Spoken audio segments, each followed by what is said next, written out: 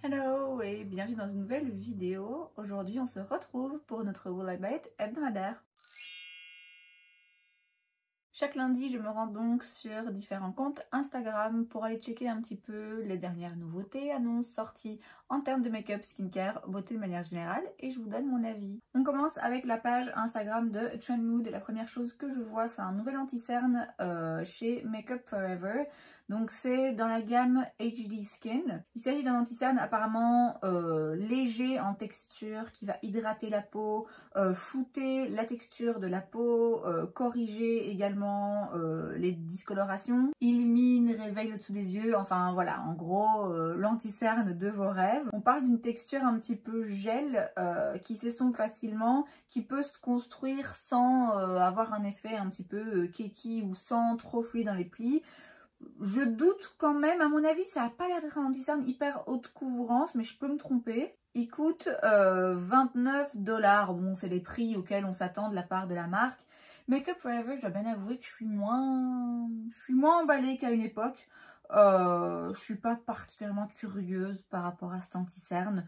Il y en a d'autres que je testerai avant celui-là. Chez Patrickta, on a des nouveaux blushs, enfin des nouvelles teintes de son duo de blush qui existe déjà depuis un moment, qui a très bonne réputation, que j'ai voulu essayer pendant très longtemps et c'est vrai que maintenant je me suis un petit peu désintéressée. C'est donc le Major Headlines Double Take Cream and Powder Blush. Il me semble on avait déjà vu un nom. Il y en a déjà un qui avait été annoncé la semaine dernière, je sais plus, franchement, je m'y perds. Bref, là on a 3 nouvelles teintes, des teintes un petit peu plus foncées, un petit peu plus riches. Il y a aussi un rose là hyper flash. J'ai ce genre de blush dans ma collection, enfin dans les produits que je dois encore tester, que je vous ai même pas encore montré. J'ai une couleur similaire à celle-là.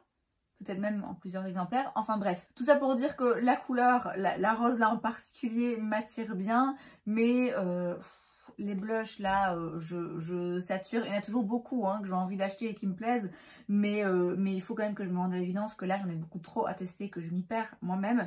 Donc ce sera pas pour cette fois-ci. Je pense que si je devais craquer pour un de ces blushs Patrickta, ce serait pour une ancienne teinte, une un petit peu corail il me semble. Peut-être un petit peu plus mettable au quotidien, mais enfin voilà, il étend sa gamme, il propose une nouvelle teinte dans un produit assez phare et emblématique, donc c'est toujours intéressant. Ensuite chez Shiglam, on a une nouvelle collection en collaboration avec Harry Potter. Alors je pense que Sandrine l'a déjà acheté, en tout cas a acheté les palettes, il me semble. Donc vous avez une palette pour chaque maison, je crois que c'est comme ça. Alors je m'excuse, j'ai jamais vu Harry Potter, j'ai jamais lu, j'ai jamais vu. J'ai regardé, enfin j'ai vu de temps en temps des bribes, des morceaux de dessins animés parce que mes neveux les regardaient, mais non, vraiment j'y connais absolument rien. Donc là on a un petit peu tout, notamment donc comme j'ai dit 4 petits quads de fard à paupières. C'est rien qui va m'intéresser si on est fan de la série, enfin des films, des livres et de l'univers de manière générale. Bon, je comprends que ça plaise et que ça parle. Moi, voilà. Là, en l'occurrence, si je dois faire une commande chez Shiglam, c'est pas ça que j'achèterais.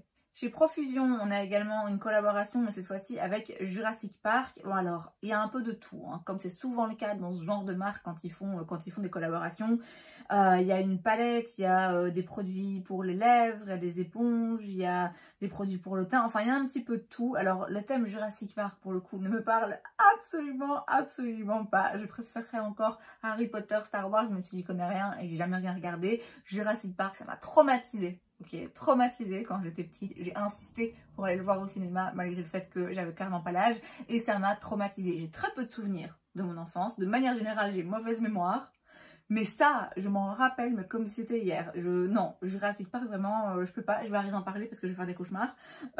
Donc voilà, clairement, c'est pas le genre de collection qui, moi, m'intéresse. Chez Sol de Janeiro, on a un nouveau produit dans la gamme Beija Flor. J'ai jamais senti cette odeur, c'est la rose claire. C'est le Renewing Body Wash. C'est donc un gel douche. Il n'y a pas le prix, mais globalement, c'est assez cher ces produits. Après, c'est vrai que ça sent très bon. En tout cas, la gamme jaune, la Bum Bum Cream. Incroyable, absolument incroyable. J'ai vu un petit kit là, je me tâte parce que j'ai vu un petit kit sur Cold Beauty et il y a des réductions en ce moment. Enfin là, au moment où je vous filme cette vidéo, on est dimanche et les réductions se terminent ce soir où en gros vous avez 20%, enfin dès que vous dépensez pour 50 €, vous avez 10 € offerts, un truc du genre. Et il y a un petit kit. Sol de Janeiro dans la gamme jaune où vous avez un petit pot de crème, le gel douche et une brume parfumée et franchement ouais, j'hésite parce que c'est le genre de petit set qui est quand même avantageux financièrement. Vous avez un petit peu tout, c'est quand même sympa. Mais ça n'a rien à voir avec ce dont je dois vous parler maintenant. Tout ça pour dire que la gamme rose, je la connais pas, j'ai jamais senti. C'est cher pour ce que c'est, hein. Même si là j'ai pas le prix, je sais que ça va être cher et finalement c'est un gel douche, c'est pas forcément nécessaire. Je serais curieuse de voir un petit peu ce que ça sent, mais à mon avis, rien ne détrônera jamais la Bum Bum Cream. Chez Mel's Cosmetics, on a un nouveau produit, c'est la Glazed Skin Sheer Finishing Powder. C'est donc une poudre de finition qui a l'air assez naturelle, légère, une couvrance modulable, à mon avis très peu couvrant, hein. Skin Sheer, Sheer ça veut dire transparent, et vu l'effet que ça veut donner, à mon avis c'est vraiment en effet, c'est une poudre de finition, il n'y a rien de fond de teint là-dedans à mon avis.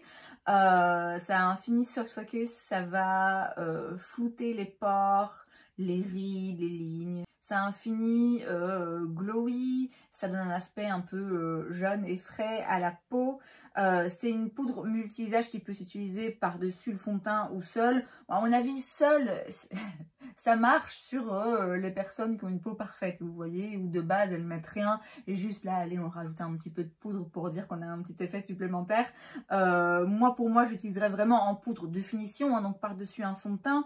De la même manière dont j'utilise par exemple les poudres Hourglass.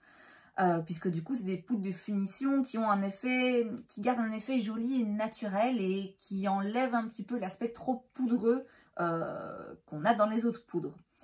Je suis assez curieuse de manière générale parce que il se peut en fait que ce soit une poudre absolument incroyable qui permet de faire tenir le make-up, de donner un fini très joli au maquillage tout en restant très naturel.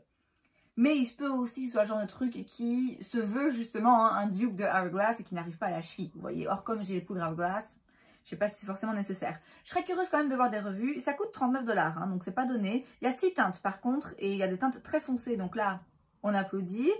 Je serais curieuse de voir des revues. J'attends de voir ce que ça dit, parce que j'ai l'impression que c'est qui tout double, quoi. Soit c'est absolument incroyable, soit voilà, ça aurait un c'est le même.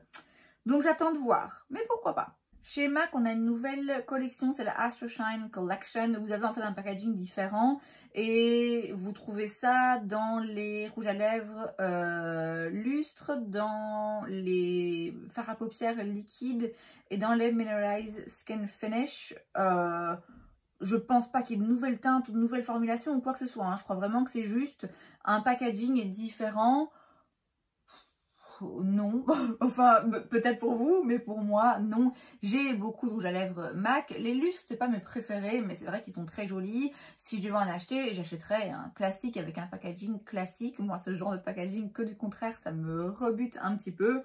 Maintenant, voilà, pourquoi pas. Après, si ça permet que à un moment donné, il y ait des teintes qui soient soldées dans quelques mois parce que cette collection c'est pas vendue et que comme c'est une édition limitée, il faut se débarrasser des stocks. Ma foi, pourquoi pas, mais oh non, a priori, j'ai assez. Pour le moment, j'ai assez avec ce que j'ai en termes de rouge à lèvres MAC. Ensuite, Colourpop sort des blushs crème avec un fini mat. Ça c'est quand même toujours intéressant. J'ai, je me répète, pas mal de blush de retard en fait à essayer que j'ai là dans mes tiroirs et qui attendent que je les teste. Notamment pas mal de blush crémeux parce qu'on en voit partout en ce moment et que forcément je succombe à la tendance comme tout le monde. Et parce que c'est vrai que j'aime beaucoup ça, mais c'est vrai que la plupart des blushs crémeux forcément ont un fini plutôt glowy, lumineux.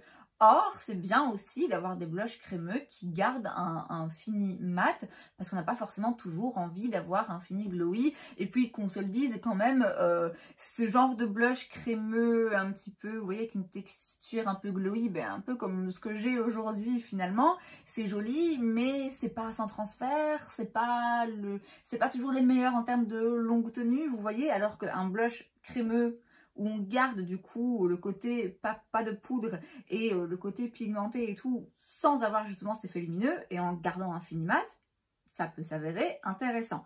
On a 8 teintes qui sont jolies, il n'y a aucune teinte en particulier qui est différente, mais bon, j'ai envie de vous dire, là, avec les blushs, c'est bon, je crois qu'on avait à peu près toutes les teintes qu'on pouvait imaginer. Ça coûte 12 $, donc en soi, c'est quand même vraiment une bonne affaire. Comme j'ai dit, j'ai assez de blush pour le moment, je dois me retenir là, il faut que j'arrête. Et en plus, Colourpop, je l'ai déjà dit et je le répète, je finirai un jour par passer commande parce que je suis beaucoup trop curieuse et que j'adore le make-up et j'ai l'impression que je peux pas continuer ma vie longtemps sans tester la marque Colourpop en tant que fan de make-up. Mais ce sera pas pour tout de suite. Et voilà, on verra d'ici là. On verra d'ici là, peut-être que ça finira dans un panier un jour, mais là, je suis pas pressée. Chez Fenty, on a un nouveau rouge à lèvres dans leur gamme Fenty Icon Velvet Liquid Lipstick. C'est une formulation que je voudrais bien tester. Là, c'est une teinte en l'honneur du film Barbie. C'est donc la teinte Pink Limousine. Ça coûte 29 $, donc c'est raisonnable par rapport à d'autres marques qui se vendent chez Sephora. Fenty, les produits lèvres, quand même, je trouve que ça va.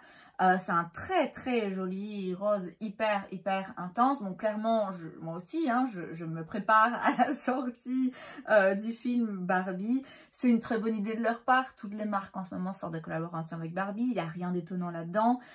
Sur papier, c'est joli. Concrètement, je ne sais pas si ce genre de rose hyper flash, j'en aurais une utilité importante, vous voyez. Mais c'est malin de leur part et je suis sûre qu'il y en a plein qui vont craquer. Hourglass nous sort de nouvelles teintes dans leur poudre Veil Translucent Setting Powder. C'est donc la poudre libre que j'adore, qui est vraiment une très belle poudre. Elle coûte 36 $. Vous voyez, dans ma tête, c'était plus cher que ça. Alors, c'est cher, hein, certes. Mais j'avais en tête que c'était plus cher que ça parce que Hourglass, c'est vraiment un peu au-dessus en termes de prix. Ils sont pas très inclusifs en termes de teintes, faut quand même bien le dire. Et donc là, on a 2 teintes supplémentaires, donc ils commencent un petit peu à étendre leur gamme, c'est pas plus mal. Moi forcément ça va pas m'intéresser parce que j'ai la teinte qui me convient, parce que j'ai la peau claire, mais c'est bien. C'est un peu tard, hein, il était temps, mais c'est bien quand même. Chez Benefit, on a un nouveau mascara, le FanFest Fanning and Volumizing Mascara, et donc j'imagine que c'est pour bien séparer les cils tout en leur apportant du volume. Ça coûte 28 $. La brosse a l'air un petit peu recourbée comme ça. Oui, non. Quand je vois, il y a une photo un petit peu plus loin où ça compare l'effet de tous les mascaras Benefit avec celui-là. Bon, c'est pas... Non, c'est rien de particulier. Je dois bien avouer que les mascaras, il y en a de temps en temps, hein, quelques-uns que j'ai testés qui coûtent un petit peu plus cher et que j'aime beaucoup. J'en ai un d'Anastasia aujourd'hui que j'aime beaucoup également. Mais globalement, j'ai toujours un petit peu plus de mal à acheter un mascara un petit peu luxe parce que chez Essence, il y en a pour 4 balles et ils sont parfaits. Donc, c'est compliqué pour moi de justifier l'achat de mascara qui coûtent 5 fois le prix et qui vont pas me donner finalement un effet aussi bien d'après moi par rapport à mes attentes. Donc non, là, ça m'intéresse pas. Chez Tarte, on a un nouveau produit, c'est le Key Largo Glow Drops. Ce sont donc des petites gouttes un petit peu bronzantes qu'on peut mélanger à une crème hydratante, qu'on peut mélanger à un fond de teint, qu'on peut appliquer sur la peau pour avoir un petit peu plus de glow et bronzer un petit peu la peau. Ça fait évidemment énormément penser aux gouttes D-Bronzy, je crois que ça s'appelle comme ça, de chez Drunk Elephant, qui ont fait un carton là, je sais pas pourquoi, tout le monde s'arrachait ce produit. Ça coûte 35 $, donc c'est quand même pas donné, je sais pas combien coûte le produit similaire de chez Drunk Elephant, j'imagine un peu plus cher quand même, et en plus je sais qu'il était out of stock tout le temps partout. Là quand même ça m'a l'air très orangé sur les photos qu'on voit après. Je suis pas sûre que le sous-ton soit un truc que moi personnellement j'adore. sais pas le genre de produit que j'aime particulièrement. Je préfère utiliser un bronzer classique. Après, je reconnais hein, l'utilité et ça peut, oui, ça peut effectivement s'avérer utile, mais non, franchement, c'est cher. C'est cher, je trouve, pour ce que c'est, pour l'utilité que moi j'en aurais. Alors, chez Givenchy, alors moi je sais plus, hein. Franchement je suis perdue, je sais plus où on en est. On a des nouveaux blushs dans la gamme Prisme Libre, Loose Powder Blush, 12 Hour Radiance. Ça existe déjà ça, existe déjà. Maintenant peut-être que la version qui existait avant c'était une version classique, et que là c'est le côté Radiance où du coup c'est un petit peu plus glowy, que les autres étaient mat, j'en sais rien. Encore une fois, il y a un rose là qui me saute aux yeux. Hein. Ça coûte 43 $, donc c'est quand même loin d'être donné. Le fait que ce soit que vous ayez 4 couleurs comme ça qui se mélangent et que ce soit une poudre libre, alors ça donne envie. Je sais pas pourquoi, mais ça donne envie. Mais concrètement, je sais que ça va me gonfler. Ça va me gonfler. Mais c'est très joli. C'est très joli. Mais non, je me répète, mais les blushs, ça suffit, ça suffit. Et puis, ouais, non, pas un blush à ce prix-là et pas un blush sous cette forme-là qui, ouais, en théorie, ok, en pratique, non. Et on a encore des blushs, franchement, encore des blushs. Cette fois-ci, dans la marque Give, c'est la marque de Gwen Stefani. Ça coûte 28 $, donc là c'est déjà un petit peu plus abordable. Et en fait ce sont des duos. Alors si je vois bien c'est des poudres hein. Ouais parce qu'ils disent talc free, donc c'est sans talc, donc c'est des poudres. Vous avez donc une poudre, un blush coloré mat. Et vous avez en plus de ça une teinte qui va avec, qui est beaucoup plus transparente et plus lumineuse, que vous pouvez rajouter pour rajouter un côté un peu plus lumineux, un peu plus naturel. Oui pourquoi pas, le concept, je dois avouer, me plaît assez. Le fait que vous ayez un blush mat classique et que vous ayez la possibilité de rajouter une couleur qui va avec par-dessus pour avoir un côté un petit peu plus lumineux. Parce que du coup, vous pouvez vraiment doser en fait la luminosité de votre blush en fonction de vos envies, de vos goûts. Donc ça, c'est pas mal. Maintenant, la marque, là en l'occurrence, j'y ai pas accès. Je courrais pas forcément après, pourtant j'en ai entendu, finalement des bonnes choses, mais ouais, c'est pas dit que si j'essayerais forcément ce blush là, même si je le voyais dans un magasin, mais le concept est intéressant. Dans la marque Sephora, on a des nouveaux pinceaux et des nouvelles éponges. Vous avez donc un set avec 2 éponges qui coûtent 12 $. Donc là, 12 $ pour 2 éponges, le compte y est. Après, faut voir si les éponges sont correctes ou pas. Et puis vous avez un set avec 5 pinceaux, 20 $. Les pinceaux Sephora, franchement, ils sont bien. J'en ai encore quand même pas mal. Et je dois avouer, pour le prix, franchement, ils sont tout à fait corrects. Maintenant, voilà, j'en ai assez. Ça m'intéresse pas plus que ça. Et toujours chez Patrick Ta, on a de nouveau, pas de nouveaux produits, mais des nouvelles teintes dans les produits préexistants. Donc les blushs, on l'a couvert déjà. On a ensuite des nouvelles teintes, 5 nouvelles teintes dans le Silk Lip Cream. Donc un rouge à lèvres liquide mat, j'imagine. Ah non, pas mat. Non, en fait, justement, c'est assez crémeux. Et alors, on a aussi 5 nouvelles teintes, donc les mêmes, hein, du coup, dans la gamme, dans le produit Major Headlines Matte Suede Lipsticks. Donc là, ce sont des rouges à lèvres raisin avec un fini, justement, mat. Oui, voilà, c'est joli, c'est des jolies teintes, ça a l'air des jolis produits. Oui, si je devais tester un produit chez Patrick Ta, pareil, ce serait pas celui-là que je prendrais. On passe sur la page de Point Click Vibes. La première chose que je vois, c'est un gloss qui réagit au pH de la peau chez Essence. Ça coûte 3,29 €. C'est sur le thème de la Pride, ce qui ne change rien puisque, ben, voilà, peu importe la couleur du gloss, ça réagit au pH de votre peau. J'ai déjà un rouge à lèvres chez Essence comme ça. J'ai aussi un gloss chez Essence, mais je n'ai pas encore essayé, que je vais vous montrer normalement la semaine prochaine. Bref, écoutez, à un moment donné, si le but c'est quand même toujours que ça s'adapte à votre peau, ce sera quand même toujours un petit peu la même chose. Donc, bon, pour moi, là, ça n'a pas d'intérêt. Chez Lisa Eldridge, il me semble que ça fait un moment qu'on n'a plus entendu parler de la marque. Je la connais très peu, hein. Je la connaissais juste de nom, vite fait. On a un nouveau produit, c'est le Velveteen Liquid Lip Color. Ça coûte 27 $. On a 8 teintes. C'est donc un rouge à lèvres liquide mat avec un fini un petit peu velouté comme ça. C'est pas un produit révolutionnaire, c'est pas des couleurs révolutionnaires, c'est pas une marque qui me parle particulièrement. Très sincèrement, j'avais oublié, hein, là voilà, j'ai vu cette marque, je me suis dit, ah bah tiens, oui, c'est juste, ça existait à une époque, enfin ça existe toujours, mais bon, on n'entend plus tellement parler, donc ouais, non. Chez Valentino, on a un nouveau produit, c'est le Go Cushion Glow SPF 50. C'est un fond de teint crémeux, donc dans un coussin, hein, dans une forme de cushion, avec un SPF 50. Il n'y a pas beaucoup d'infos là, on dit juste que ça doit être lancé en Asie, sur le marché asiatique en septembre. Donc bon, j'imagine qu'on aura beaucoup plus d'infos bien plus tard, si en effet c'est lancé sur le marché ou pas, le marché européen et américain.